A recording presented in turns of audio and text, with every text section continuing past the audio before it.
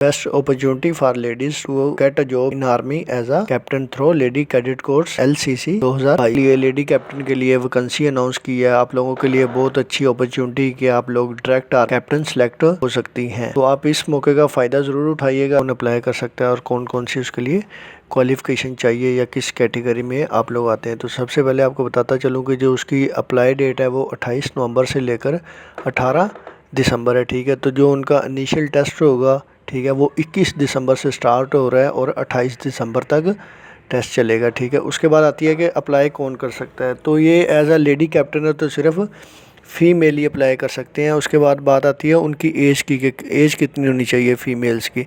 Female की as जो है ना 28 साल होनी चाहिए और सिंगल होनी चाहिए, यानी कि मार्शल स्टेटस अनमैरिड होना चाहिए। ठीक है, फ़िज़िकल मेजरमेंट वही है कि 5 फुट जो है ना उनकी हाइट होनी चाहिए। ठीक है, और नेशनलिटी पाकिस्तान की हो।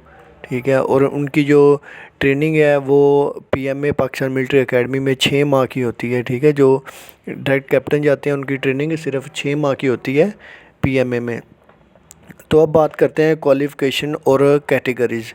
क्वालिफ़िकेशन आपकी जो है ना मास्टर मस्ट होनी चाहिए। ठीक है, कैटेगरीज़ में सबसे पहले आती है कोर्प्स ऑफ सर्विसेज यानी कि ASC।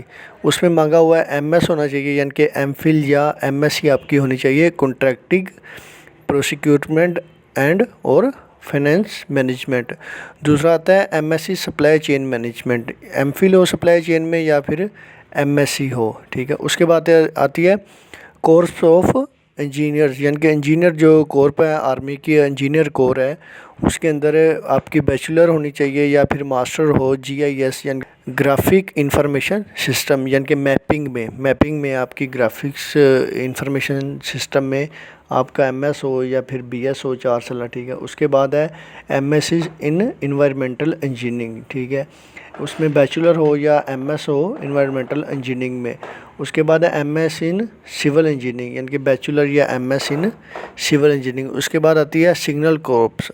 सिग्नल में सबसे पहले उन्होंने मांगा हुआ है bachelor engineering in electrical telecom. ठीक है, BESC। ठीक है, उसके बाद है सॉफ्टवेयर इंजीनियरिंग, यानी कि BS सॉफ्टवेयर इंजीनियरिंग, और उसके बाद है BS इंफॉर्मेटिक सिक्योरिटी।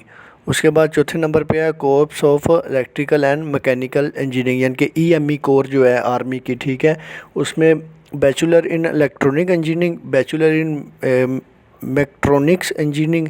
ठीक है, उसके बाद 5वें नंबर पे आती है सिग्नल कोर। ठीक है, सिग्नल यानी कि IT इंफॉर्मेशन IT की जो कोर है आर्मी की, उसके अंदर उन्होंने BS या बैचलर इंजीनियरिंग होनी चाहिए आपकी system engineering, computer science, informatics, cyber security, software engineering, computer engineering. उसके बाद है कोर्प ऑफ ऑर्डिनेंस, यानी कि ऑर्डिनेंस में उन्होंने सिर्फ बैचलर या MSc या MS उन्होंने मांगा हुआ इलेक्ट्रिकल इंजीनियरिंग में। ठीक है, उसके बाद आती है ISPR। ठीक है, इंटर सर्विस पब्लिक रिलेशंस, उसमें आपसे उन्होंने MSc BS या MA मांगा हुआ है media studies, journalism, IR, peace and conflict studies and strategic studies. उसके बाद आते हैं academic prerequisites. Academic prerequisites में मिनिमम जो आपका CGPA है वह 2.5 होना चाहिए आउट ऑफ 4। ठीक है, या फिर जिन्होंने MA किया है उनका सालाना एनुअल सिस्टम होता है तो उसमें उनका 62.5% मार्क्स होने चाहिए। ठीक है, ज़्यादा वो जो कह रहे हैं हम प्रेफर देंगे वो MPhil को या MS को देंगे, और नो थर्ड डिवीजन और grade D and only second division grade C throughout the academic career, यानी कि आपके पूरे एकेडमिक कैरियर में मैट्रिक से लेकर MS या MPhil तक आपकी थर्ड डिवीजन किसी भी डिग्री में नहीं होनी चाहिए, ना मैट्रिक में हो, ना इंटर में हो, ना BA में हो, किसी में भी आपकी थर्ड डिवीजन जो है ना नहीं होनी चाहिए। ठीक है, candidate only graduated from HEC या PEC रिकग्नाइज यूनिवर्सिटी। जो कैंडिडेट है वो सिर्फ HEC जो रिकग्नाइज यूनिवर्सिटी हैं उनके स्टूडेंट होनी चाहिए, या जो पाकिस्तान इंजीनियरिंग काउंसिल से रजिस्टर्ड यूनिवर्सिटी हैं उनके स्टूडेंट होने चाहिए। बात आती है candidate once rejected from Pakistan military academy या इक्विवेलेंट कोर्सेज और once rejected in post graduate entry can avail one more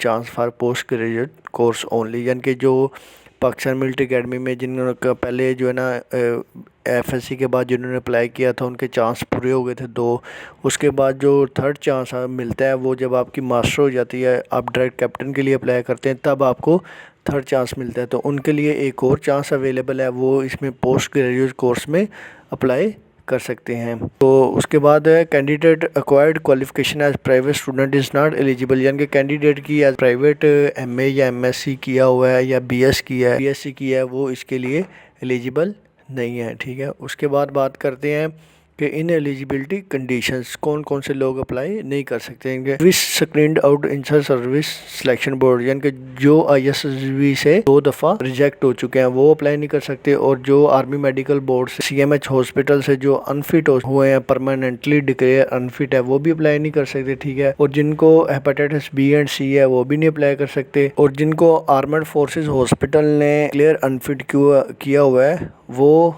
apply कर सकते हैं अपील बाय मेडिकल बोर्ड, ठीक है। और दूसरी बात है कि विड्रा फ्रॉम एनी एकेडमी या ट्रेनिंग इंस्टीट्यूट फोर्सेज और एनी ग्राउंड, यानी कि आप अगर पहले PMM में ट्रेनिंग कर रहे थे सेकंड लेफ्टिनेंट की, तो आप छोड़ के आ गए हैं या आपको निकाल दिया गया है, तो आप बिल्कुल भी अप्लाई नहीं कर सकते। हमारा withdraw from any bonded armed forces college, यानी कि किसी भी आर्मड फोर्सेज कॉलेज से आपको डिसिप्लिन की बेस पे उन्होंने निकाला है तो फिर भी आप अप्लाई नहीं कर सकते। और डिस रिमूवल या debate from government services including armed forces, जो अपनी जॉब से डिसमिस हुए हैं गवर्नमेंट की जॉब से, वो भी बिल्कुल अप्लाई नहीं कर सकते। तो अब बात आती है कि ऑनलाइन अप्लाई की, तो आपने डायरेक्ट गूगल पे जाना है, वहाँ पे आप लिखना है www.joinparkarmy.government.pk, ठीक है। उसके बाद कोर्सेज आपके पास ओपन हो जाएंगे, आपने जो लेडी कैप्टन का है उसके ऊपर क्लिक करना है और नीचे ऑप्शन आ रहा होगा ऑनलाइन अप्लाई का, आप उसके ऊपर क्लिक करके अप्लाई कर सकते हैं। फीमेल की जो है ना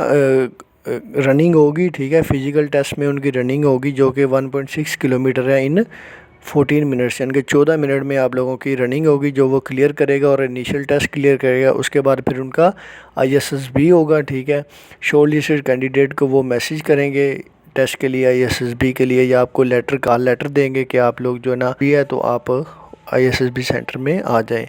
उसके बाद जो लोग ISSB क्लियर कर लेंगे फिर क्या होगा, ISSB क्लियर करने के बाद उनका फाइनल मेडिकल होता है, ठीक है। Detail medical examination of candidate recommended by ISSB will be carried out at near by combined CMH, यानी कि जो भी कैंडिडेट ISSB क्लियर करेंगे उसके बाद उनको कॉल आएगी, फाइनल जो होगा उनका मेडिकल होगा फाइनल, ठीक है। वो उनका फाइनल मेडिकल CMH में होगा, सिर्फ CMH में, ठीक है। Candidate who are recommended by ISSB will be called for interview by general headquarter, यानी कि जो कैंडिडेट ISSB GHQ में उनको इंटरव्यू के लिए बुलाया जाएगा। तो अब बात करते हैं कि डॉक्यूमेंट कौन कौन से चाहिए। Document required at army selection and recruitment centre, original जितने भी आपके ओरिजिनल सर्टिफिकेट हैं वो सारे लेकर जाने हैं, मैट्रिक से लेकर मास्टर या MPhil तक, ठीक है। दो उनकी कॉपीज़ होनी चाहिए, ठीक है, वो भी अटेस्टेड होनी चाहिए, ठीक है। जो कैंडिडेट्स गवर्नमेंट एम्प्लॉय हैं, ठीक है, उनको NOC की ज़रूरत होगी, ठीक है, वो अपनी NOC लेकर जाएं, ठीक है।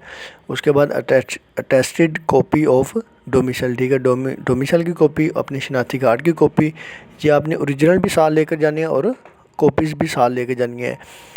6 जो है ना कलर फ़ोटो ड्यूली अटेस्टेड, यानी कि दोनों साइड से अटेस्टेड होनी चाहिए, फ्रंट और बैक साइड से। और आपने एक पोस्टल ऑर्डर लेकर जाना है 100 का, ठीक है, इन दी फेवर ऑफ PA या GHQ रावलपिंडी, ठीक है। Candidate must bring their degree duly verified bye HEC, यानी कि जो आपने मास्टर या MPhil किया है वो HEC से वेरीफाइड होना चाहिए।